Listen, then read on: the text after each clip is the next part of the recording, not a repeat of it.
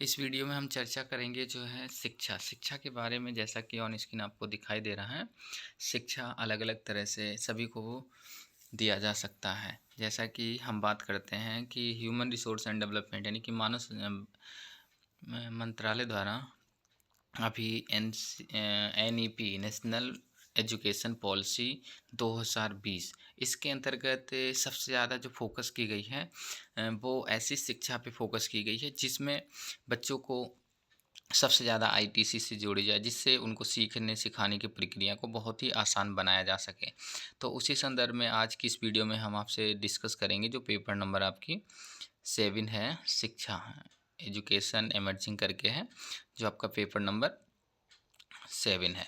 तो उसमें हम सबसे पहले बात करते हैं कि जो विद्यालय है, विद्यालय शिक्षा में नई पहल क्या होना चाहिए, उसका उद्देश्य क्या है। यानी कि इसमें पहला है केंद्र सरकार द्वारा संचालित योजनाओं के अर्थ एवं उद्देश्य। यानी कि जो शिक्षा है उसका क्या उद्देश्य होना चाहिए, हमें क्यों शिक्षा ग्रहण करना चाहिए, शिक्षा किस तरह से होना चाहिए, ये सारी जानकारियाँ आपको इस वीडियो के अंतर्गत हम आप तक पहुंचाने की पूरी पूरी कोशिश करेंगे। ध्यान रहे कि आप लोग इस पॉइंट को या इस वीडियो को अच्छे से समझ लेना, जिससे आपको शिक्षा के बारे में बहुत ज़्यादा तो हम कोशिश नहीं और अपेक्षाएं नहीं कर सकते, पर हम कोशिश करेंगे आपको 100% बताने की। आप कितना समझते हो आपके ऊपर डिपेंड करता है, पर आप वीडियो को पूरी देखिए। मतलब आगे इस कम ज़्यादा करके नहीं देख सकते, आप नॉर्मली स्पीड में देख सकते हैं इसको। दूसरा है समग्र शिक्षा के तहत की जाने वाली पहल। यानी कि जो हमारी समग्र शिक्षा है, यानी जो हमारी इंटीग्रेटेड एजुकेशन है, या हम बात कर सकते हैं एकोमोडेशन की। तो इसमें आगे हम बात करते हैं विद्यालय शिक्षा में सुधार हेतु समग्र शिक्षा के तहत की जाने वाली पहल, उद्देश्य, प्रावधान एवं अनुदान की समझ। अगला है समग्र शिक्षा के अंतर्गत दी गई पहल की योजना बनाना एवं लागू करना। अगला पॉइंट है डाइट, PRC और CRC स्तर पर सेवाकालीन प्रशिक्षण कार्यक्रमों का पता लगाना,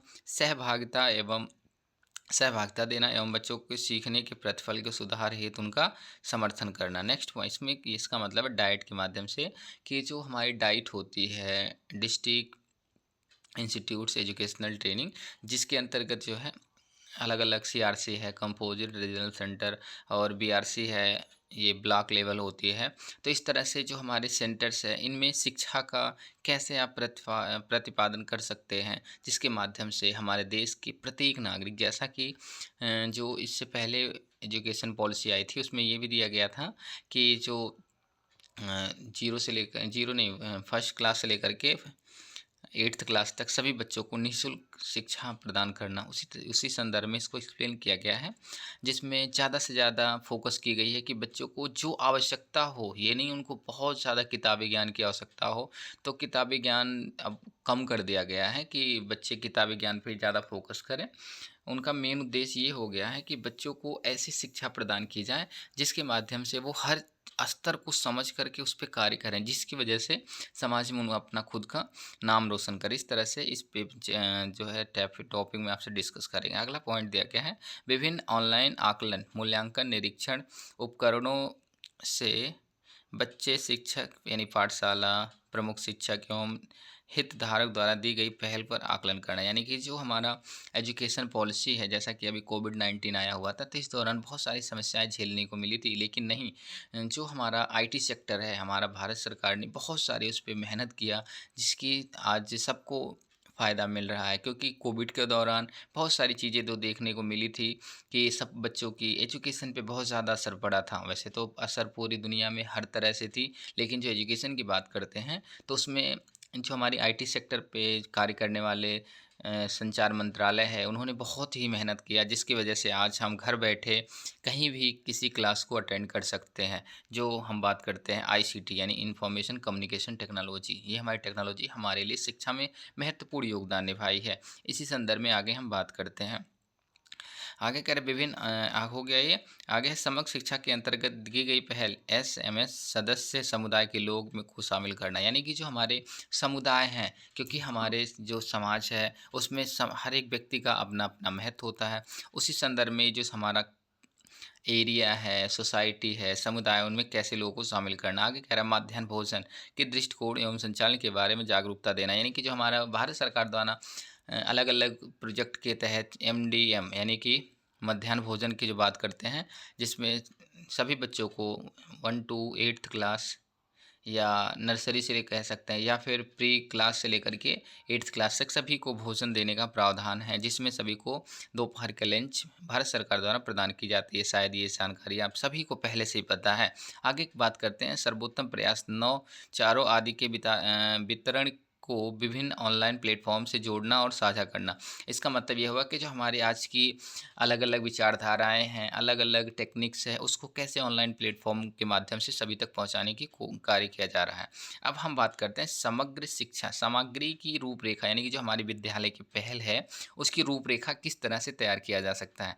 इसमें पहला पॉइंट है विद्यालय शिक्षा की नई पहल, एक परिचय, यानी कि हमारी जो नई शिक्षा नीति है, उसमें विद्यालय का क्या योगदान है, उसके बारे में परिचय देंगे। दूसरे पॉइंट्स पे आता है समग्र शिक्षा विद्यालयी शिक्षा के आधार पर समेकित योजना। नेक्स्ट है योजना के घटक। कोविड के दौरान विद्यालय में सुरक्षा एवं राज्य एवं संघों के उत्कृष्ट कार्य, मिड डे मील, नए तरीके।